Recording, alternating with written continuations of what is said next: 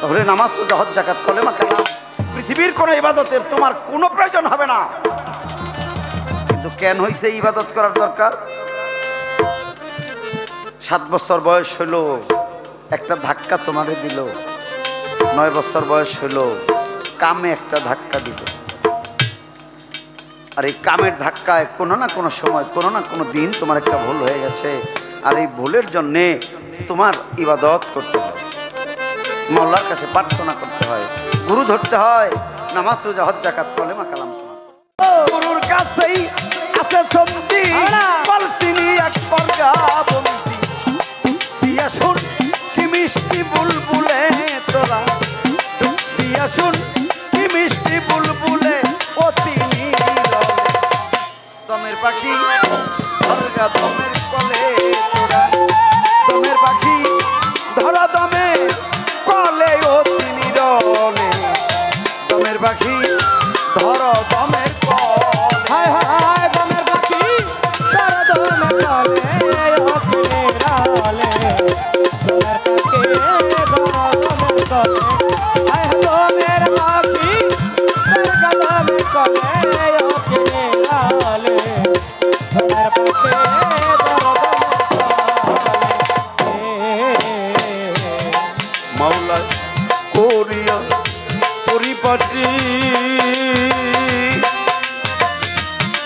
ও তোর মাটি দিয়া বানাইছে ঘটি। দেখি ময়না পাখি ভৈরাছে কৌশলে,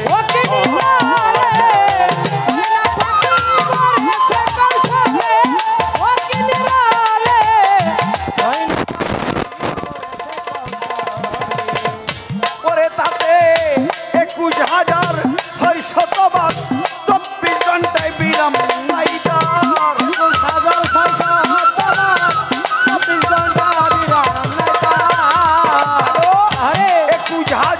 21,600 বার 24 ঘন্টায় বিরাম নাই তার।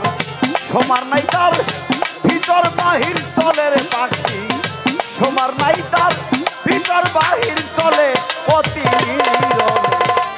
দমের পাখি ধরগা দমের কলে, হায় হায় দমের পাখি ধরা দমের কলে অতি নীরবে।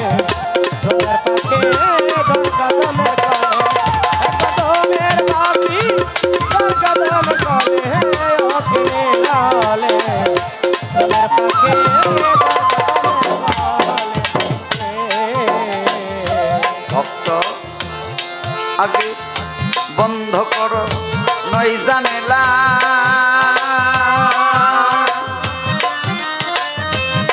তোমার দম ঘরে দাও প্রেমে তালা।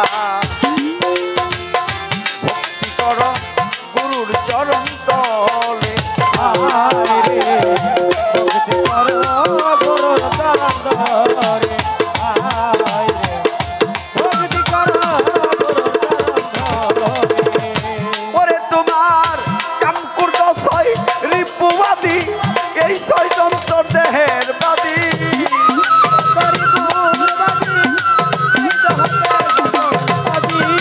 কাম করত 6 রিপুবাদী, এই 6 যন্ত্র দেহের বাদী। নিরবধি নাচবে তোমার তালে তারা, নিরবধি নাচবে তোমার তালে অতি নীরবে। দমের পাখি ধরগা দমের কলে, হায় হায় দমের পাখি ধরা দমের কলে অতি নীরবে। দমের পাখি ধরা দমের কলে, দমের পাখি ধরা দমের কলে অতি নীরবে। দমের পাখি ধরা দমের কলে। বাহ বাহ বাহ। আমার ভক্তের কথার মধ্যে একটা কথা আছে, অদরদি এই যে আমার 16 আনা, আমার 16 আনায় যেন ঘাটতি না করে। কবি জালালউদ্দিন খাঁর গানে কথা আছে, প্রতিমাশা কম হইলে ডুবাইয়া মারবে জলে, হাতে পায়ে লাগাইয়া বেরি ও মন ব্যাপারী, তুই পার ঘাটাতে কেমনে দিবি পারি। এরে রতি মাসা কম হইলে ডুবাইয়া মারবে জলে, হাতে পায়ে লাগাইয়া। হ্যাঁ বেটা, অমন ব্যাপারী তুই পার ঘাটাতে কেমনে দিবি? আরে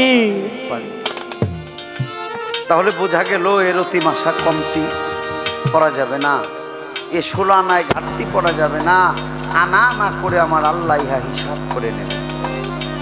মানুষ, আমার আল্লাহ তোমাকে 16 আনা দিয়ে জগতে পাঠাইছে। এবার ভাবো তুমি তোমার 16 আনা কোথায় কেমনে খরচ করো। 16 আনায় যেন ঘাটতি না পড়ে। বাবা জান, 3 বছরের বাচ্চারে কেউ নামাজ পড়তে কয়, কেউ রোজা করতে কয়, কেউ মুরিদ পড়বার কয়, তারে কেউ কোনো ইবাদত করতে কয়, কয় না কেন? এই শিশু থেকে 3-4-5 বছর বয়স পর্যন্ত যতদিন থাকে ততদিন সে থাকে নিষ্পাপ একটা ফুলের মতো। এরে ভক্ত, তুমি যদি ওই রকম সারাটা জীবন থাকতে পারো তোমার কোনো কিছু করতে হবে না। তুমি যদি ওই রকম শিশু, ওই রকম নাবালক, তুমি যদি ওই রকম থাকতে পারো তাহলে নামাজ, রোজা, হজ, যাকাত, কলেমা, কালাম, পৃথিবীর কোনো ইবাদতের তোমার কোনো প্রয়োজন হবে না। কিন্তু কেন হইছে ইবাদত করার দরকার? 7 বছর বয়স হইল একটা ধাক্কা তোমারে দিল, 9 বছর বয়স হইল কামে একটা ধাক্কা দিল। আর এই কামের ধাক্কায় কোনো না কোনো সময়, কোনো না কোনো দিন তোমার একটা ভুল হয়ে গেছে। আর এই ভুলের জন্যে তোমার ইবাদত করতে হয়, মাওলার কাছে প্রার্থনা করতে হয়, গুরু ধরতে হয়, নামাজ, রোজা, হজ, যাকাত, কলেমা, কালাম তোমার করতে হয়। আমি যেন আর ভুল পথে না যাই। নিজামুদ্দিন আউলিয়া, যারে মানুষ নিজাম খনি কয়, ঘুম থেকে ওইটা সকালবেলা বলতো, মা ও মা, আমি আজ রাতে 101টা খুন করেছি। মা বলতো, ছেলেটা কি পাগল হয়ে গেল? ও বাবা, মানুষ কয় নিজামুদ্দিন 101টা খুন করছে। না রে, তৎকালীন সময়ে সমাজে এত লোকই ছিল না। আর একজন মানুষ কোনদিন 101 জন মানুষ মারতে পারে না। রে, নিজামুদ্দিন আউলিয়া যা বলছে সাধারণ মানুষ তা বুঝে নাই। নিজামুদ্দিন আউলিয়া বলেছে, আজকে রাতে আমি যা করলাম, আজ রাতে আমার যা হলো, আমার হইতে যা বিদায় নিল, তা অন্তত 101টা সন্তান হইতো। আমি 101টা খুন করেছি। রাস্তায় গিয়ে দাঁড়িয়েছিল একজন সূক্ষ্ম মানুষের দেখা, নাম তার শেখ ফরিদ। নিজামুদ্দিন বলেছিল, বাবা আমার একটা রাস্তা দিয়ে যাও না, আমি আর যেন খুনি না হই, আমি যেন দায়মালের আসামি না হই। শেখ ফরিদ বলেছিল, পারবি তো? বলে হ্যাঁ। ডেকে ডেকে বলেছিল, এই জংলায় থাকবি, এই মরা গাছের নিচে 12টা বৎসর বসে থাক, সাবধান, এই নাম জপনা করবি, ঘুম পারিস না।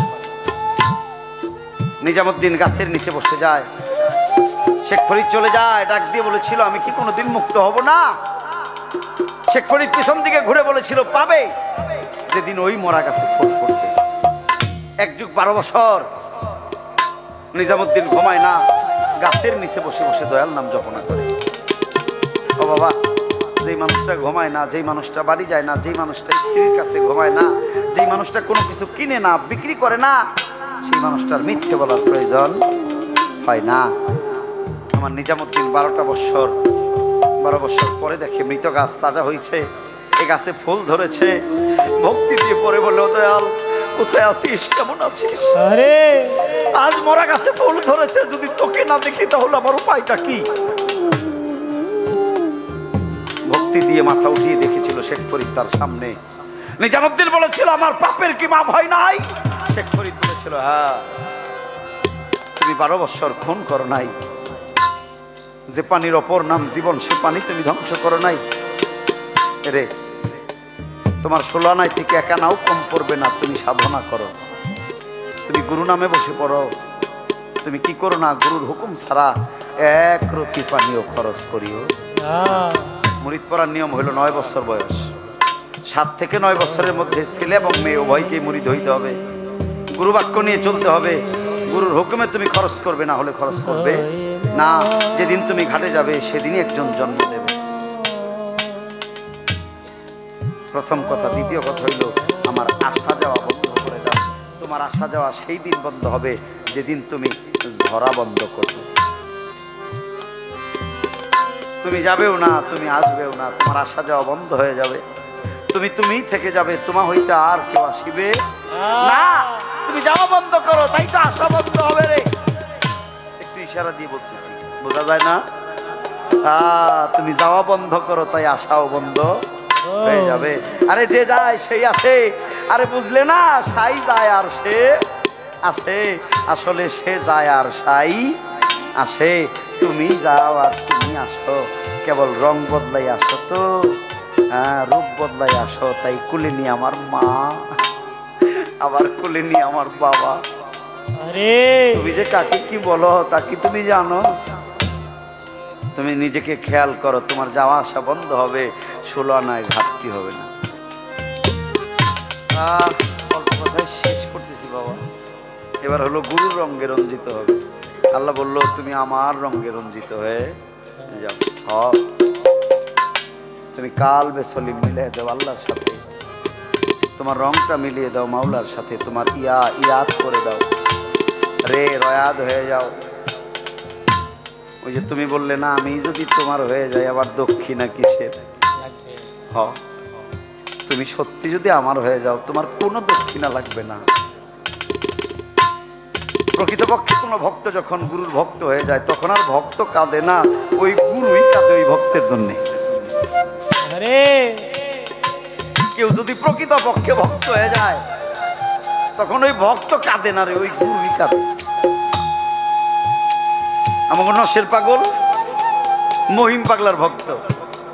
মহিম পাগলার বাড়িতে অনুষ্ঠান, সব মানুষ আসে। নশের মহিম পাগল খালি গায়ে ছোট্ট একটা প্যান্ট পরে ওই রাস্তার মধ্যে পাতা লিয়ে শুয়ে শুয়ে গড়ায়। পাগলরা জিজ্ঞেস করে, ভক্তরা জিজ্ঞেস, হ্যাঁ বাবা এমনি করে ধুলার মধ্যে তুমি গড়াও কেন? ডেকে ডেকে বলে, আমার বাড়িতে আজকে যারা আসে সবাই গুরুজন, কে বলো আমি ভক্ত রে, তাই সকলের চরণ ধুলি গায়ে মাখাই, যদি প্রাণটা জোড়া। আরে মহিম পাগলার ভক্ত হলো নশের পাগল, নশের পাগলের ভক্ত হলো খরু পাগল, খরু পাগলের ভক্ত হলো তারা পাগল। এরা জন্মসূত্রে নিরামিষ, কারো কোনো সন্তান নাই, কারো কোনো স্ত্রী নাই, কারো কোনো বাড়িঘর নাই। নশের পাগল ভিক্ষা করে 16 পাখি জমিন দেখেছিল। মহিম একদিন জিজ্ঞেস করেছিল, তুই না ফকির হবি? আমারে করবে আদর, তারে যাইয়া কোথায় পাইতাম, কাছে যাইয়া দরদিয়ার হবে না, তার কাছে যাইয়া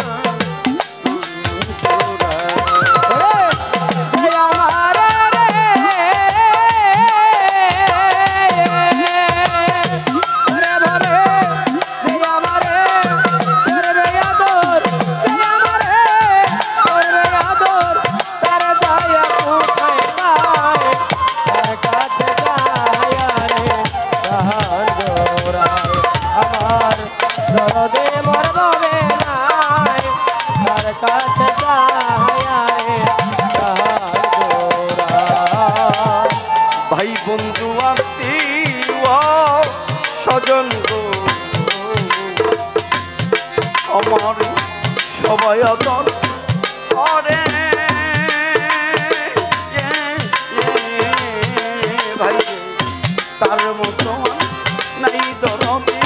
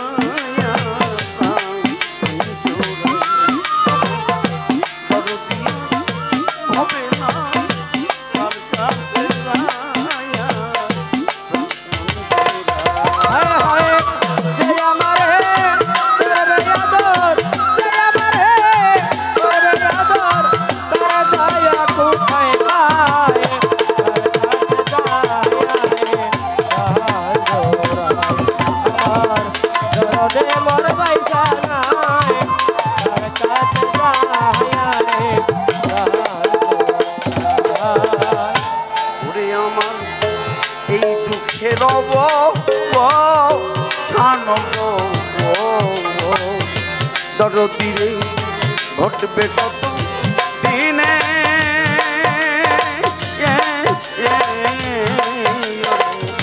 কার জন্য এত ব্যথা সইছে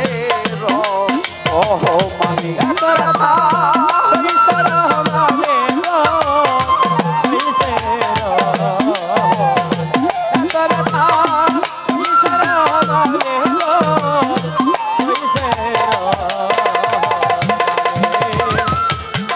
দরদি আমার এই দুঃখের শানগো দরদিরে ঘটবে কত দিনে ভালো জন্য এত ব্যথা সইছে এত ব্যথা সইছে মানে সইছে এত ব্যথা সইছে মানে সইছে এই তো সবার মনে এই ভাবনা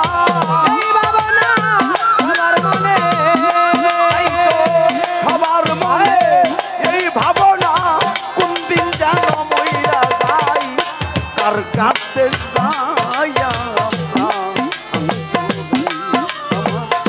দরদিয়ান কোথায় পাই তার কাছে যাইয়া ঘরে সে আমারে করবে আদর সে আমারে করবে সে আমারে করবে আদর দরদি তো ভাবে নাই তার কাছে যাইয়া আমার দরদি তো ভাবে নাই তার কাছে যাইয়া